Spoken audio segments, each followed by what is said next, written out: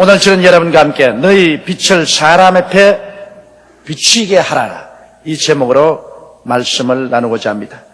1992년은 세계사적으로나 국가적으로 대단한 변화와 변혁이 예견되는 해인 것입니다.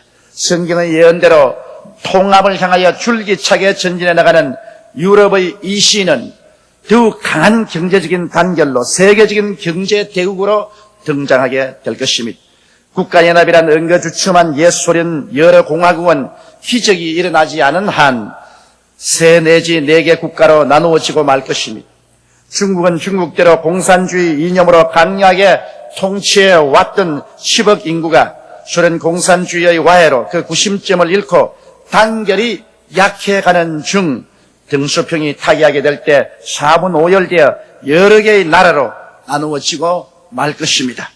북한은 거의 강력한 우방이던 소련을 잃고 현재의 러시아는 경제적인 이해관계 속에 북한보다 대한민국에 더 우호적인 입장입니다. 중국도 도움만 청하는 북한이 짐스럽고 경제적인 유익이 있는 대한민국에 더 관심을 갖게 될 것입니다.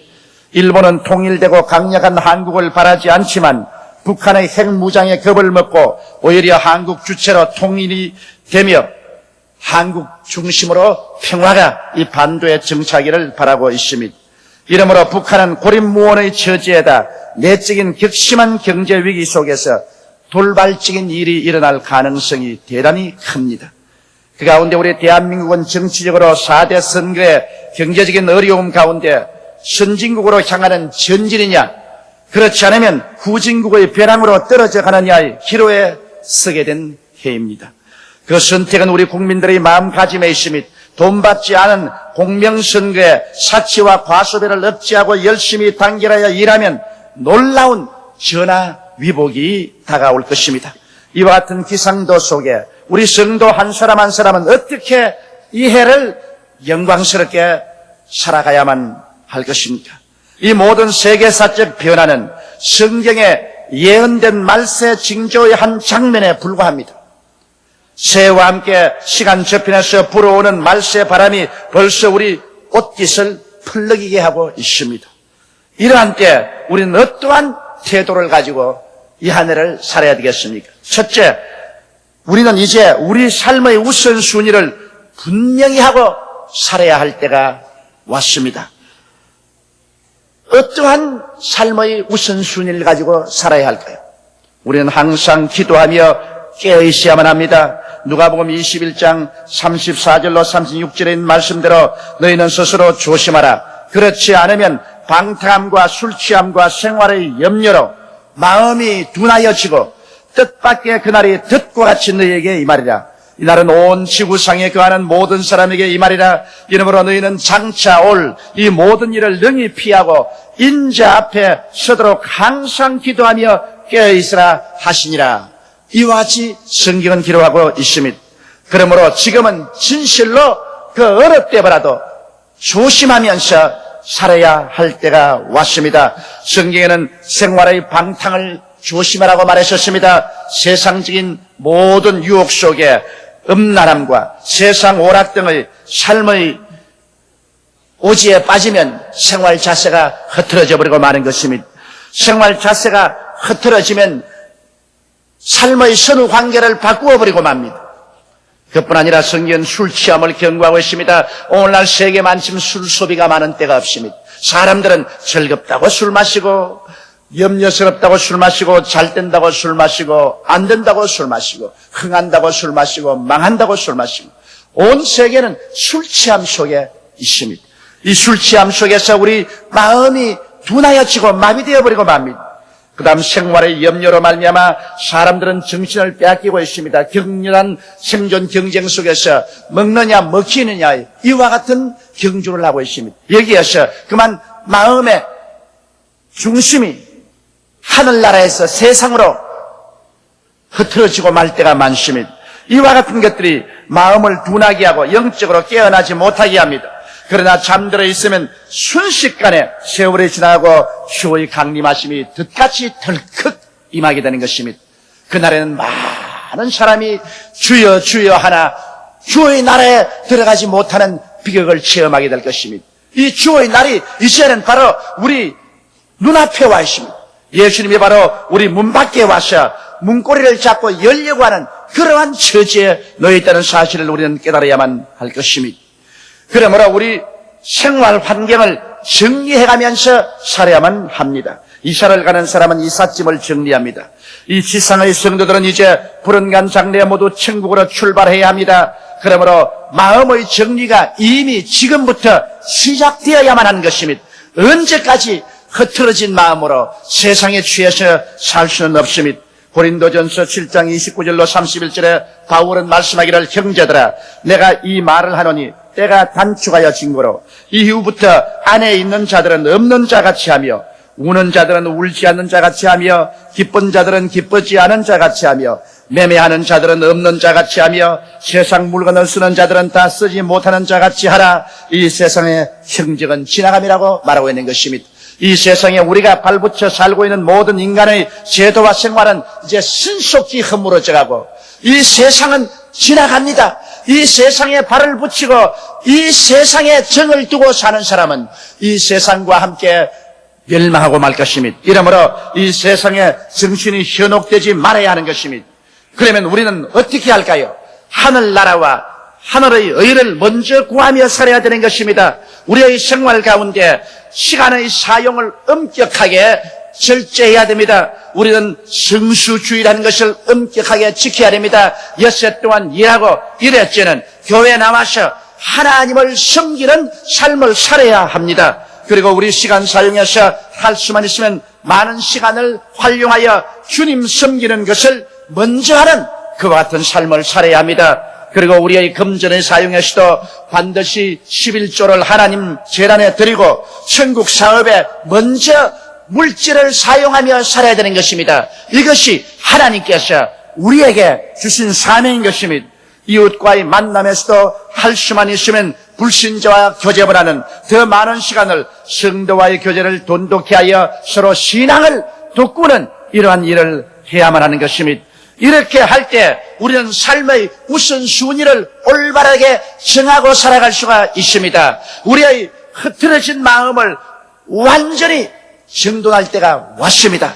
이 세상의 흔적은 신속히 지나가고 세월은 손살같이 지나갑니다. 이제 주님 강림하실 날은 눈앞에 다가왔습니다.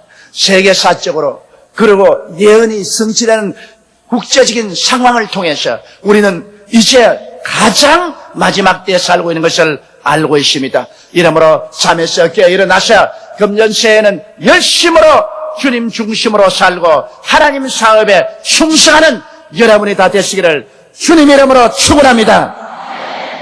둘째로 우리는 적극적으로 성령 충만한 삶을 추구하면서 이 해를 살아야만 하겠습니다. 말세에는 성령 있는 교회와 성령 없는 교회, 성령 충만한 성도와 성령 없는 신자로 착 갈라집니다. 성령 없는 자들의 행태를 성경을 통해서 보면 경건치 않은 정력도로 행한다고 말합니다. 많은 사람이 교회에 왔다 갔다 하고 형식과 의식적인 신앙을 가지고 있어도 믿는다고 하면서 인간적인 정욕을 그대로 따라 사는 사람이 많습니다. 그러므로 교회에 오면 신자 같고 세상에 나가면 세상 사람과 조금도 구별할 수 없는 그런 언어 심사 행동으로 살아가고 있습니다. 이와 같은 사람이 성령 없는 사람들의 형태인 것입니다. 그리고 성령 없는 사람들은 기롱하는 자와 함께 하나님의 예언을 기롱합니다. 베드로후서 3장 3절로 4절에 보면 먼저 이것을 알지니 말세에 기롱하는 자들이 와서 자기의 정욕을 쫓아 행하며 기롱하여 가로되 주의 강림하신다는 약속이 어디 있느뇨? 조상들이 잔후로부터 만물이 처음 창조할 때와 같이 그냥 있다 하니 이와 같이 경고하고 있습니다. 사람들은 말세를 부인합니다. 말세가 어디 있냐? 옛날에도 말세라고 해도 아직 말세가 오지 않았다. 그러면서 말세가 다가오는 것을 기롱할 것이라 했었습니다. 이것이 바로 성령 없는 사람들이 하나님의 경고를 듣지 아니하고 그들은 하나님의 말씀 그대로 믿지 아니하고 하나님의 말씀을 자기의 생각에 유익하도록 해석하며 주님 강림하심을 부인할 것이라는 것입니다. 그리고 성령 없는 사람들은 두세 사람만 모이면 파당을 짓습니다. 인간적인 이해를 쫓아 당파를 지어서 서로 공격하고 서로 비난하여 하나님의 몸을 4분 5열시키는 이런 일을 하게 되는 것입니다.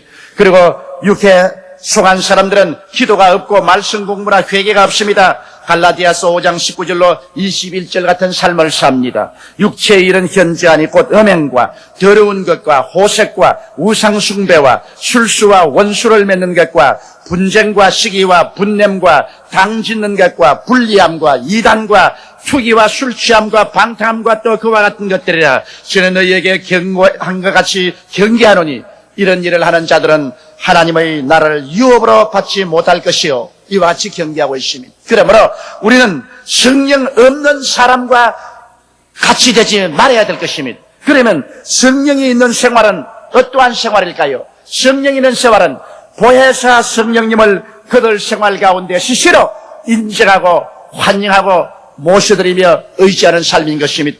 예수님께서 친히 말씀하시기를 요한복음 14장 16절로 17절에 내가 아버지께 구하겠으니 그가 또 다른 보혜사를 너희에게 주사 영원토록 너희와 함께 있게 하시리니 저는 진리의 영이라. 세상은 능히 저를 받지 못하나니 이는 저를 보지도 못하고 알지도 못함이라. 그러나 너희는 저를 아나니 저는 너희와 함께 거하심이 어떠히 너희 속에 계시겠음이라고 말씀한 것입니다. 세상이 보지도 못하고 세상이 알지도 못하는 분을 예수 믿는 여러분은 모시고 있습니다. 이분이 바로 보혜사 성령인 것입니다. 이분은 여러분과 함께 계십니다. 그리고 여러분 안에 계십니다. 보혜사란 말은 하나님께로부터 보내심을 받아 우리를 돕기 위해서 항상 우리 곁에 계신 분이라는 말인 것입니다. 그러므로 예수 믿는 여러분들은 여러분을 돕기 위해서 안 보이는 형상으로 와 계시는 성령이 계십니다. 이러므로 성령이 있는 사람은 이 성령님을 깨닫고 성령님을 인정하고 환영하고 모셔드리고 성령께 의지하는 삶을 살게 되는 것입니다. 성령 있는 사람은 성령님의 가르침을 또한 간구하게 됩니다. 요한복음 14장 20절에 보혜사 곧 아버지께서 내 이름으로 보내실 성령 그가 너희에게 모든 것을 가르치시고 내가 너희에게 말한 모든 것을 생각나게 하시라고 하셨습니다. 성령은 우리의 선생으로 왔기 때문에 성령이 있는 사람은 자기의 모든 일에 성령의 가르치심을 간구합니다. 성령이여 좌인지 우인지 이것인지 저것인지 알지를 못하겠습니다. 나의 선생 되신 성령이여 나를 가르쳐 주시옵시고 가르친 주의 진리의 말씀을 깨닫게 하여 주시옵소서. 성령을 선생으로 삼고 사는 사람이 성령 있는 사람인 것입니다.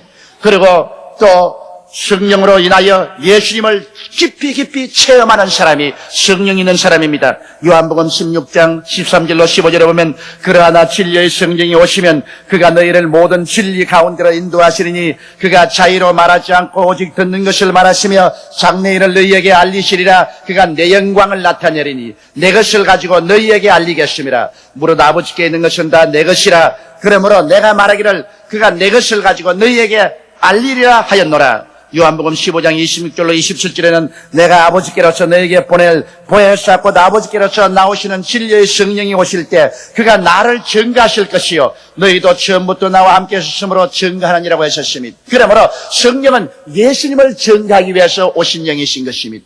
이러므로 보혜사 성령이 계신 분은 아침부터 저녁까지 예수의 증거를 마음속에 받게 되는 것입니다. 성령이 계신 사람은 예수를 그 마음속에서 잊을 수가 없습니다. 그는 늘 예수 의식을 가지고 삽니다. 그리고 늘 예수님이 우리의 구주 되시고 우리와 함께 했던 사실을 마음속에 깊이 기억하고 간직하면서 삽니다. 왜냐하면 성령은 예수님을 여러분 마음속에 꽉 모시도록 도와주고 체험하게 하는 영이신 것입니다. 그러므로 성령과 같이 계신 사람은 언제나 예수님이 마음속에 충만하게 임하여 계신 사람인 것입니다.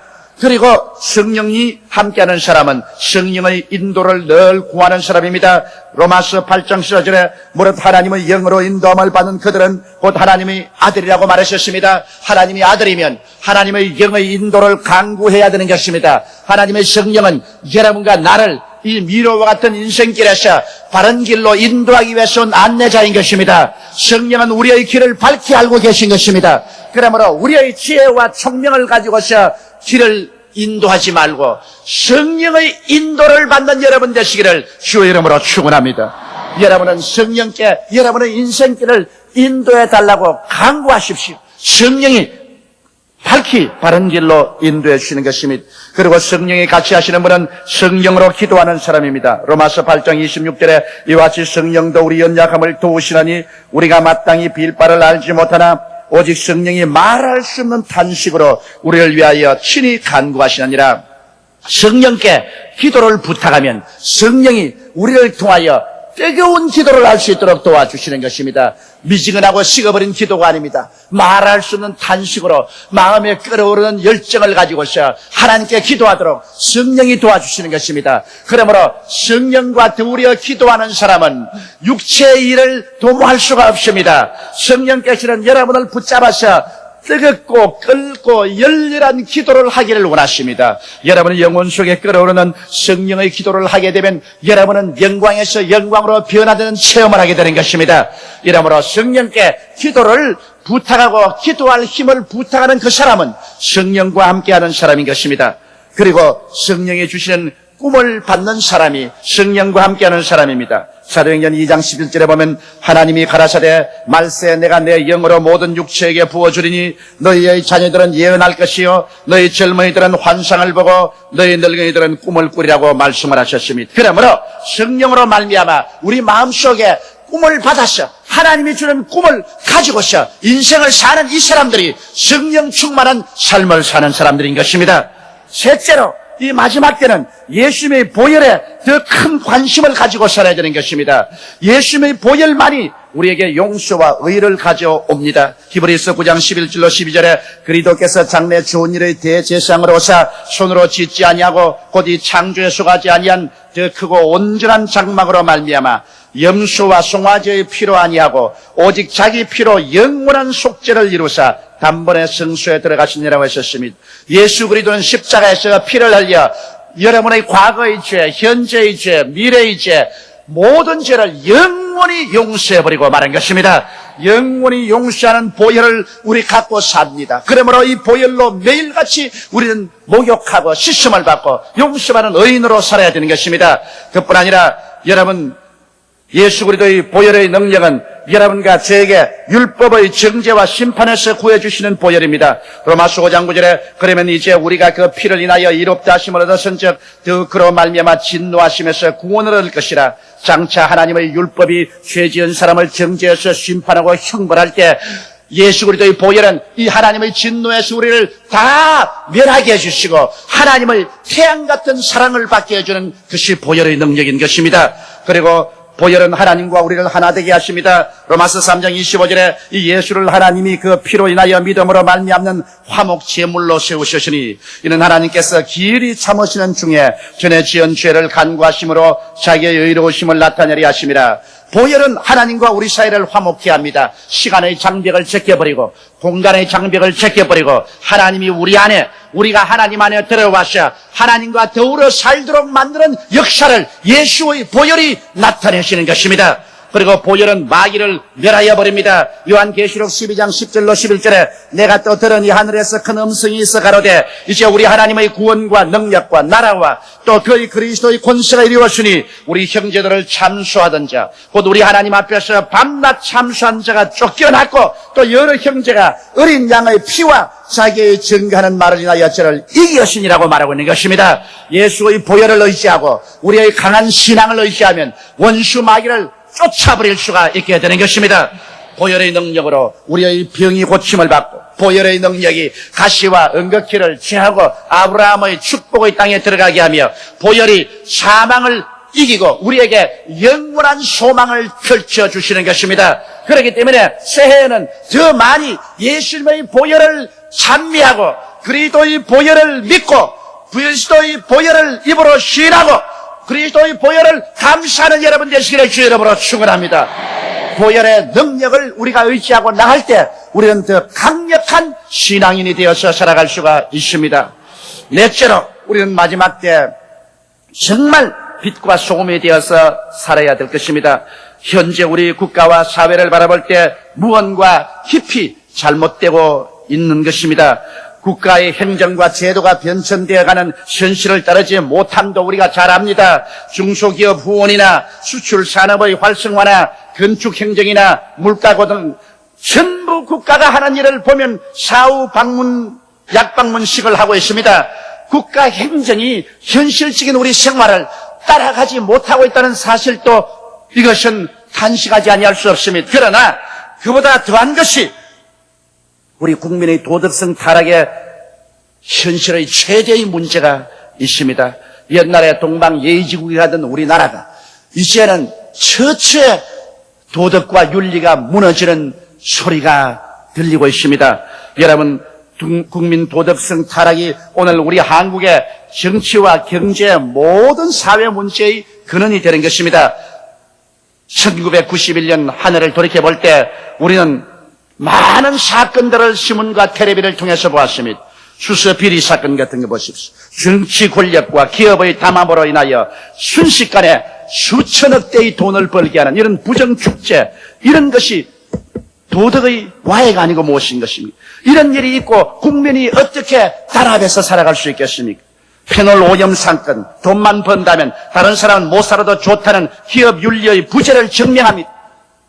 독극물을 매일 마시는 강물에 풀어놓아서 그 수돗물을 마시는 수백만의 사람들이 병들게 하는 이런 악덕 기업이 있습니다. 그런가 하면은 대학 입시 부정 사건에 신문 기자들이 촌지를 바꿔서 그들의 양심을 파는 사건, 어린이 유괴, 살인 사건, 이것은 인간됨을 포기한 타락상을 말합니다. 인신매매, 어떻게 사람이 사람을 잡아다가 팝니까? 거기에다가 사치, 과소비, 솔부들의 과시욕 때문에 온 나라 경제가 뿌리쳐 흔들린 것, 그리고 일하기 싫어하는 풍조로 말미암아 사람들마다 힘들고 어렵고 위험한 일은 다 피하고 쉽게 돈 벌고 놀고 돈 벌 일만 궁리해서 사치성, 소비성, 그리고 타락성, 향락산업만 우죽순처럼 일어나는 이러한 상황이 우리 한국의 도덕적인 부재요, 부패를 극명하게 보여주고 있는 사실인 것입니다. 우리 국민의식 조사 갤럽을 보니까 우리 국민의 73.4%가 거짓말할 준비가 되어 있다고 말했고 20대의 83%가 정직하면 못 산다고 대답을 했었습니다. 이것을 볼 때 세계에서 가장 거짓말 잘하는 민족으로 통계가 난 것이 우리 대한민국이 나와 있습니다. 이렇게 거짓말 잘하는 민족이 어떻게 단합이 되며 잘 살 수 있다고 생각하는 것입니까? 도덕적인 이 타락을 우리가 중지시키지 않는다면 이 민족의 장래는 암담하게 되고 마는 것입니다. 여러분, 일본이 미국을 이기는 이유는 기술이나 과학보다 도덕성에 있는 것입니다. 미국은 마약이 창구라고 에이즈가 많이 들려서 그들 치료한다고 돈을 많이 쓰고 많은 인력이 여기에 마약이나 에이즈에 걸려서 일을 못합니다. 그리고 일하기 싫어하는 풍조가 꽉 들어찼습니다. 그러나 일본이 왜 미국을 잡고서 전일합니까? 그 이유는 일본 사람들은 근검하고 절약하고 부지런히 일하고 정직하고 성실하고 충성하고 단결하기 때문에 이 민족을 당할 자가 없는 것입니다. 이런 점에서 우리는 일본을 배우지 않으면 안 되는 것입니다. 정신적인 자원 없이 사회적, 물질적인, 선진적인 건설은 있을 수가 없는 것입니다. 그런데 왜 우리 한국 사회가 이렇게도 어둡고 캄캄합니까? 삐된 성도들은 다 어디에 가버리고 말았습니까? 여러분, 우리 성도들을 향해서 주님은 너희는 세상의 빛이요 너희는 세상의 소금이라고 했는데 전국적으로 교회의 수는 날로 늘어가고 성도의 수도 늘어가며 성도들의 찬양과 기도 소리가 한국 하늘을 진동시키고 있으나 교회 밖에 나가시는 성도를 찾아볼 수 없는 이것이 문제인 것입니다. 교회 안에서는 그렇게 많은 성도가 교회 밖에 나가서 정치계, 경제계, 사회, 성도를 찾아볼 수가 없는 것입니다. 빛된 성도들은 다 어디에 가버리고 말았습니까? 빛은 진리요 참인데 이 사회는 거짓과 불신이 범람하고 있으니 이것은 오늘날 기독교인들이 이중인격적인 신앙생활을 하고 있다는 증거가 아니고 무엇인 것입니까? 교회 와서는 주여 주여 부르짖으면서도 사회 나가서는 예수 안 믿는 사람과 합쳐서 그와 똑같은 삶을 살기 때문에 교회 안에서만 빛이요 밖에 나가서는 어두움이 되어버리고 말았다는 사실인 것입니다. 한국 사회의 부정과 부패는 우리 기독교회와 교인들에게 절대적인 책임이 있습니다. 왜 이 세상에는 처처 썩어져가는 냄새가 납니까? 소금은 부패를 막는 힘인데 소금은 찾아볼 수 없고 썩어짐만 구석구석에 있습니다. 썩어짐이 난무한데 왜 소금은 없습니까? 1천만이 넘는 소금이 있다고 하는데 그 소금이 어디 가는지 왜 사회에 나가시는 흔적이 없습니까? 이것이 우리의 문제인 것입니다. 오늘날 이 한국의 문제는 한국 교회의 문제요, 한국 성도들의 문제인 것입니다. 우리가 의식과 형식만 가지고 있고 정말 빛이 되지 못하고 소금이 되지 못하기 때문에 오늘 이 한국 사회가 썩어지고 어둡고 캄캄해지는 것입니다. 우리는 내 한 사람이 빛과 소금이 된다고 세상이 어디 밝아질 수 있나? 나만 별난 사람 되고 말 것이 아니라고 비관합니다. 그러나 성도 한 사람 한 사람이 다 그렇게 말하면 이 세상은 절망입니다. 우리 한 사람 한 사람이 솔선수범해서 새 삶의 우선순위를 선별해서 살고 성령 충만해서 살며 예수님의 보혈에 더욱 의지하고 참으로 빛과 소금이 되어 사는 우리들이 다 되십시다. 그런 사람들의 수가 점점 많아지면 그것이 사회를 개혁하는 거대한 힘으로 나타나고 우리 조국과 민족도 살고 세계를 살리는 위대한 힘이 우리 교회에서부터 나타나게 되실 것입니다. 우리 다 같이 고개 숙여 기도드리겠습니다. 사랑이 많으시고 거룩하신 아버지 하나님,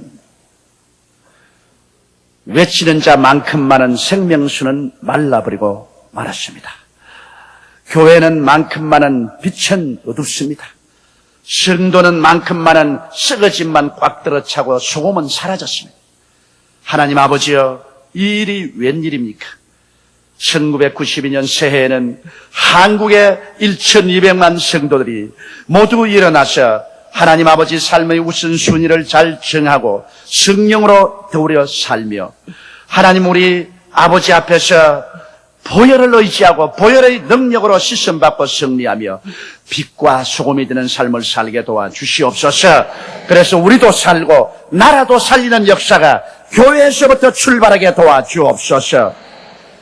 아버지 하나님이 말씀을 한 귀로 듣고 한 귀로 흘리지 말게 도와주시옵시고 엄숙하게 그리고 경건하게 마음에 받아들여서 내가 변화받고 가정과 사회를 변화시키는 힘이 되게 도와주옵소서. 우리 주 예수님 이름으로 기도드리옵나이다. 아멘.